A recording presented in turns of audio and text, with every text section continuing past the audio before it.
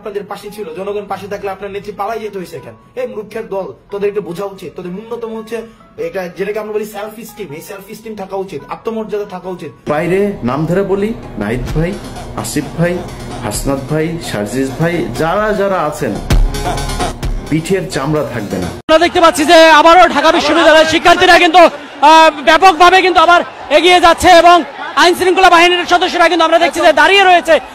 কোন রকম ভাবে কিন্তু আমরা দেখছি যে পদক্ষেপ। ইউ আর ইন দি পাওয়ার। আপনি ঠিক করতেছেন বিশ্ববিদ্যালয়ের ভিসি কে হবে। এখন আপনি কি করতেছেন আপনি আমার বলেন না। আপনি 6 মাসে বলেন আমাকে স্পেসিফিকলি যে জামাত বা শিবির কোন জায়গায় হচ্ছে আপনার মুক্তিযুদ্ধকে ডিজাউন করছে। আপনি জিনিসটা বুঝতেছি না জামাত ইসলামের প্রবলেমটা কি এটা বলতে। রাজনৈতিকভাবে আমরা ভুল অবস্থানে থাকি তো। জামাত ইসলামী কেন এরকম একটা অবস্থান নিয়ে রাখছে যে সে 71 প্রশ্নে এটা পরিষ্কার করে বলবে না যে আমাদের এটা ভুল ছিল। দর্শক, সাদ্দামকে যেভাবে অপমান করা হয়েছে, এইভাবে যে অপমান আমাকে করে তো আমি করে থাকতাম না। দর্শক, আসলে এটাই প্রমাণ করে ছাত্রলীগের আসলে সম্মান যে নাই, তাদের যে সম্মানহীন, এটাই জাস্ট প্রমাণ করে। হাসান আব্দুল্লাহ মূর্খ কত কি বলে গালি দিল, মানে ডেকে এনে যেন অপমান করলো এই ছাত্রলীগের সভাপতি সাদ্দাম। দর্শক, আজকের ভিডিও খুবই গুরুত্বপূর্ণ একটি ভিডিও, খুবই চাঞ্চল্যকর একটা টক শো। তবে একটা রিকোয়েস্ট থাকবে, যারা আওয়ামী লীগ আছেন তারা এই ভিডিওটি দেখবে না, কারণ আপনারা দেখলে কষ্ট লাগবে। ছাত্রলীগকে পুরাই ধোলাই করছে এই ভিডিওতে, ডেকে এনে যেন চরম ও অপমান, এরকম একটি অবস্থা হয়েছে। সমাজ না টেনে সম্পূর্ণ ভিডিও আপনাকে দেখতে হবে। চলুন আমার সরাসরি ভিডিওটি দেখে নেই। ভাই একটা জিনিস দেখেন, এই বিদেশে বসে না আসে মাঠে আসেন। এখন আপনি যদি বলেন যে মানুষের জনগণ আপনাদের পাশে ছিল, জনগণ পাশে থাকলে আপনার নেত্রী পালাই যেতে হয়েছে। কেন এই মূর্খের দল, তোদেরকে বোঝা উচিত, তোদের ন্যূনতম হচ্ছে এটা যেটাকে আমরা বলি সেলফ স্টিম, এই সেলফ স্টিম থাকা উচিত, আত্মমর্যাদা থাকা উচিত, তোদের ন্যূনতম আত্মমর্যাদা থাকা উচিত। মূর্খের দল কোথায়? এটা মূর্খের দল, দেউলিয়া একটা দল। তোদের বোঝা উচিত, তোদের আপা তোদেরকে ফালাই চলে গেছে, তোদের আপা তোদের চিন্তাও করে নাই। তোদের যে আপা, তোরা কেমনে থাকবি, কি করবি, তোরা কেমনে চলাফেরা করবি, তোদের ভবিষ্যৎ কি হবে, এই চিন্তাটা করে নাই। যেটা করছে সেটা হচ্ছে উনি নিজের ভবিষ্যৎকে ওনার বোনরে নিয়ে পালাই গেছে। ওনার যে ভাগিনা ওদেরকে আগে বিদেশে পাঠাই দিছে। তোদের ন্যূনতম লজ্জা থাকা উচিত। তোরা এমন একটা দল করিস যে দলের নেতা তোদের হচ্ছে ফালায় চলে যায়, আবার ওই দলের নেত্রীর জন্য তোরা রাস্তায় আসিস। তোদের লজ্জা শরম ন্যূনতম কিচ্ছু নাই বেটা। তোদের এমন একজন নেত্রী যে তাদের কর্মীরা কই যাবে, কেমনে কি করবে, কর্মীর ভবিষ্যৎ কি হবে, এই জিনিস পর্যন্ত চিন্তা করে নাই। কর্মীদেরকে ফেলে সে নিজে কাকে নিয়ে চিন্তা কর, কি পরিমাণ স্বার্থপর। সে তার বোনকে নিয়ে পালাইছে, সে তার ভাগিনাদেরকে আগে বিদেশে পাঠাই দিছে, তার পরিবারকে আগে সেভ করছে, সেভ করে কর্মীদেরকে রেখে সে চলে গেছে যে কর্মীরা জাহান্নামে যাবে। তোরা তো দেশ থেকে পালাই গেছিস বেটা, তোরা ফেস করলি না বেটা, দেশ থেকে পালাই গিয়ে বড় বড় কথা বলতেছিস, লজ্জা নাই বেটা, ফাইজলামি মারাইতে আসছিস। তোরা রাস্তায় নাম বেটা। আমরা রাস্তায় নেমে তোদেরকে উৎখাত করছি, আমরা রাস্তায় নেমেছি, রাস্তায় নেমে উৎখাত করেছি, তোদেরকে পালাই যেতে বাধ্য করছি। আমরা পালাই যাই নাই। তোর ওই সময় ভিডিও গুলা দেখিস, তোদের পুরা পুলিশের লীগের এগেনস্টে হচ্ছে আমরা দাঁড়াইছি, তোদের ছাত্রলীগের এগেনস্টে আমরা দাঁড়াইছি, আমরা সব কিছুর এগেনস্টে আমরা দাঁড়াইছি।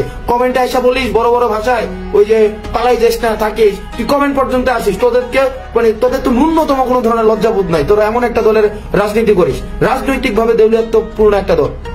দেখেন এই দলটা মানে কি পরিমাণ চিন্তা করেন, এটা হচ্ছে মানুষ বিবর্জিত একটা দল। মানুষের সাথে এই দলের কোন ধরনের সম্পৃক্ততা নাই।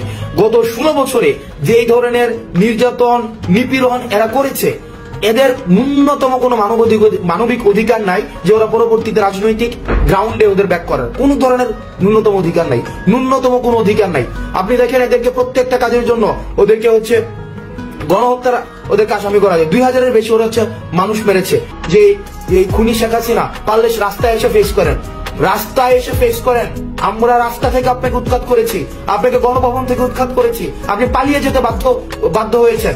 আর একজন পালিয়ে যাওয়ার নেত্রীর কর্মী হিসেবে হচ্ছে বিদেশে বসে আস্ফালন করে লজ্জা থাকা উচিত। ন্যূনতম লজ্জা নাই। এদের সাথে আওয়ামী লীগ, ছাত্রলীগ, যুবলীগ, এই মুজিববাদী আদর্শ এবং লীগের সাথে কোন ধরনের সামাজিক সম্পর্ক, সাংস্কৃতিক সম্পর্ক, রাজনৈতিক সম্পর্ক, অর্থনৈতিক সম্পর্ক, কোন পারিবারিক সম্পর্ক পর্যন্ত এখন মানুষ করে না। এরা এরূপ কি পরিমাণ ওরা ইতিহাসের একদম নিকৃষ্ট, একদম ব্যাক স্টেজে ওরা হচ্ছে ওদের হচ্ছে স্থান হবে।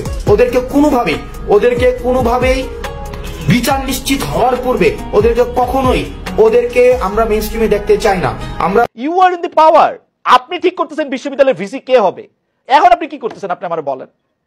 না আপনি 6 মাসে বলেন আমাকে স্পেসিফিকলি যে জামাত বা শিবির কোন জায়গায় হচ্ছে আপনার মুক্তিযুদ্ধকে ডিজাউন করছে। আসলে গালিব আপনি জিনিসটা বুঝতেছি না, জামাত ইসলামের প্রবলেমটা কি এটা বলতে। রাজনৈতিকভাবে আমরা ভুল অবস্থানে থাকি তো, জামাত ইসলামী কেন এরকম একটা অবস্থান নিয়ে রাখছে যে সে 71 প্রশ্নে এটা পরিষ্কার করে বলবে না যে আমাদের এটা ভুল ছিল। সে কিন্তু অনেকগুলি ইফ বাট সেগুলির মধ্যে যুক্ত করে, সেগুলির মধ্যে এমনকি 71 সালে এটা হওয়াই উচিত হয় নাই বিকজ ইন্ডিয়া এখানে সাহায্য করছে, এগুলি কি কি জানি বলতে থাকে। But 71 is a reality. আমরা বাংলাদেশে দাঁড়ায় আছি, আমাদের প্রবলেম কি এটা বলতে, স্বীকার করতে প্রবলেমটা কি আপনার কাছে কি মনে হয়? না আমি যদি সাইকোলজির জায়গা থেকে দেখি এটা একটা জেনারেশনাল গ্যাপের কোশ্চেন আছে। আরেকটা হইলো এই যে আপনি সারাক্ষণ জামাত ইসলামকে মুক্তিযুদ্ধের বিপক্ষ বইলা আপনি হচ্ছে তাকে ট্রমাটাইজ করে রাখেন, যে কারণে সে তার সাইকোলজি থেকে আগায়া এটাকে কখনো চিন্তা করতে পারে না। আমি তো ছাত্র শিবির রাজনীতির সাথে ছিলাম খালেদ ভাই, এই ট্রমাটা খুব বড়।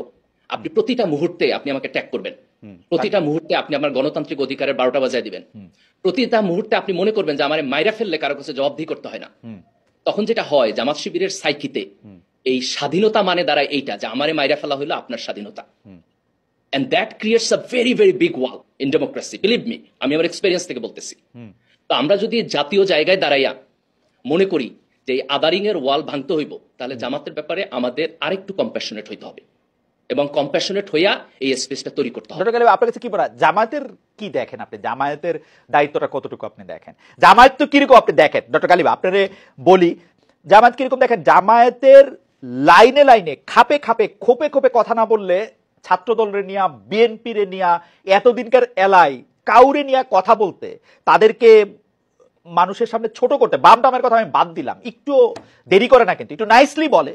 বিএনপি আওয়ামী লীগের মতো এরকম অশিক্ষিত ভাষায় বলে না, কিন্তু খুবই বলে। কিন্তু ডক্টর গালিব আপনি নিশ্চয়ই খেয়াল করেন সব রাজনৈতিক দল বলে খালেদ ভাই, কিন্তু জামায়াত একটা ইনিশিয়েটিভ নিবে না। না এখানে আপনি জামাতকে আদারিং করতেছেন ভাই। আমি একটু আদারিং করছি না, আমি ট্রাস্ট মি এই যে এইটা বললে আমি আবার এখন একটু বিপদে পড়ি। আমি একটু আদারিং করছি না এই প্রসঙ্গ। আমি যদি আওয়ামী লীগের কাউরে পাইতাম, আপনার থেকেও আমি অনেক কঠিন ভাবে এটা আমি তারা জানতে চাইতাম যে তারা আসলে 24-এ এটার ব্যাপারে তাদের মানে তাদের বিন্দুমাত্র রিমোর্স আছে কিনা। আমি জামাতের ব্যাপারে কোশ্চেন গুলো আসবে, 71 ইস্যুতেও আসবে, কিন্তু আমাদের একটা খুব এটা মানে প্লিজ আমাকে মানে এটা ধরেন যে আমি জামাতের জায়গা থেকে প্রশ্নটা করতে, আমি ইন্ডিপেন্ডেন্ট জায়গা থেকে বলতেছি যে যেই আদারিং, যে দেখেন এই যে বাকিউল্লাহ ভাই বলতেছে, আমি সরি বারবার আমি আপনাকে ধরেন যে বামদের সাথে জেনারেলাইজ করতেছি, এটা হয়ে যাচ্ছে, আমি সরি না, আমি নিজে বাম, আপনি বাম হিসেবে আমারে বলতে পারেন, বাংলাদেশের বাম পার্সোনালি রাজনীতি না নিলে হবে। হ্যাঁ না শিওর, আমি পার্সোনালি নিতেছি না, আমি আপনার ওয়ান পয়েন্ট অ্যাপ্রিশিয়েট করি। দেখেন আপনি ধর্মভিত্তিক রাজনৈতিক দলের এই প্রবলেম থাকার কারণে তাদের সবার বিপক্ষে আপনি প্রিএমটিভলি দাঁড়ায় যাবেন যে তাদেরকে নিষিদ্ধ করতে হবে। তো এইভাবে তো আসলে গণতান্ত্রিক রাজনীতি হয় না রে ভাই, তাই না? যেমন বামপন্থী রাজনীতি দুনিয়ার বহু জায়গায় একনায়কতন্ত্রে গেছে, এখন সেটা ধরে যদি আমি বলি যে আপনি গণতন্ত্রে ফিট করেন না, এইভাবে চিন্তা করলে তো সবাই আদারিং করবে, এটা কোনো সমাজ হয় না। আমি খালেদ ভাই আপনার সাথে 100% এগ্রি করি যে 71-কে কোনো ইফ বাট ব্যতি রেখে জামাত ইসলামের স্পষ্টভাবে এটাকে নিয়ে আলাপ আলোচনা করা দরকার, বিবেচনা করা দরকার।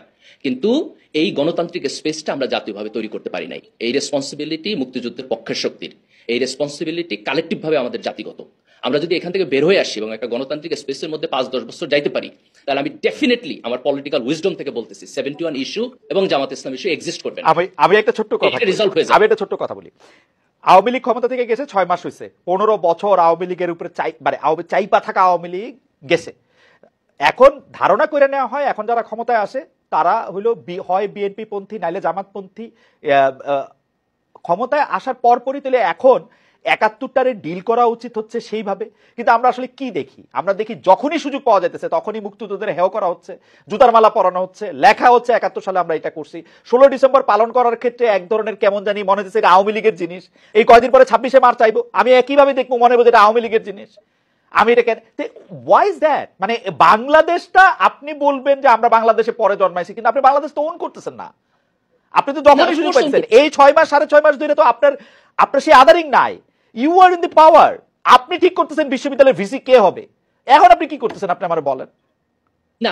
আপনি 6 মাসে বলেন আমাকে স্পেসিফিকলি যে জামাত বা শিবির কোন জায়গায় হচ্ছে আপনার মুক্তিযুদ্ধকে ডিজাউন করছে। আমি যদি বলি আবার যেটা বাকিবিলা প্রসঙ্গ তুলছিল, এই ম্যাগাজিনের বই আপনার শিবিরের সভাপতি আমি টেলিভিশনে নিজে দেখছি সেটা ডিফেন্ড করতেছে। এটা তো পরবর্তীতে সে পজিশন চেঞ্জ করে এটা উইথড্র করছে না। আমি তারা ওয়েলকাম জানাইছি, তারপরও সবগুলি জায়গায় আপনি দেখেন না। দেখেন আপনি একটা পলিটিক্যাল পার্টি করবেন, আপনি 16 ডিসেম্বর পালন করবেন না মহাসমারোহে? 16 ডিসেম্বরে ছাত্র শিবির প্রতি 16 ডিসেম্বরে ভাই মিছিল করে পতাকা লয়ে, আজকে থেকে না, আজকে থেকে 20 বছর আগে। ভাই আমরাও তো মাঠের পলিটিক্স করছি গালিব, আমরাও তো মাঠের পলিটিক্স করছি। কোনটা মন থেকে করে, কোনটা দেখানোর জন্য করে, কোনটা হলো জাস্ট একটা ঘটনার জন্য করে, এটা আমি বুঝতে পারি না। খালেদ ভাই দেখেন, আমি যদি ফেয়ার স্টেটমেন্ট দেই তাহলে আমি বলবো যে 71 এর ব্যাপারে জামাতের মধ্যে তার মনস্তত্ত্বের মধ্যে কিছু কনফ্লিক্টিং আন্ডারস্ট্যান্ডিং আছে। এটার ব্যাপারে আমি দ্বিমত করি না, আমি ফেয়ার ল্যাঙ্গুয়েজ আমি কনক্লুড করি। এই কনফ্লিক্টটা দুই ভাবে ওভারকাম করা যাবে। একটা হলো জেনারেশনের মধ্যে ওভারকাম হইব, যখন নতুন জেনারেশন আসতেছে এবং ওভারকাম হইতেছে। আপনি জামাতের লিডারদের যদি আপনি বক্তব্য, রেটরিক, ওয়ার্ডিং দেখেন এবং আপনি যদি একজন সোশ্যাল সায়েন্টিস্ট হিসেবে অবজার্ভ করেন তাহলে আপনি দেখবেন যে তার সাথে যে এরকম একটি ঘটনা হওয়ার উচিত ছিল। এবং আজকের এই টকশোটি অবশ্যই বুঝতে পারছেন কতটা গুরুত্বপূর্ণ, কত চাঞ্চল্যকর ছিল। সন্দীপ এইরকম তথ্য এবং তথ্যবহুল ভিডিওগুলো দেখার জন্য এই চ্যানেলটিকে সাবস্ক্রাইব করতে হবে। দেশের সকল আলোচিত ভিডিওগুলো এই চ্যানেলের মাধ্যমে দেওয়া হয়, তাই চ্যানেলটিকে সাবস্ক্রাইব করে বন্ধু হয়ে পাশে থাকুন এবং নোটিফিকেশনটি অন করে দিন। আজকের ভিডিও পর্যন্তই, আল্লাহ হাফেজ।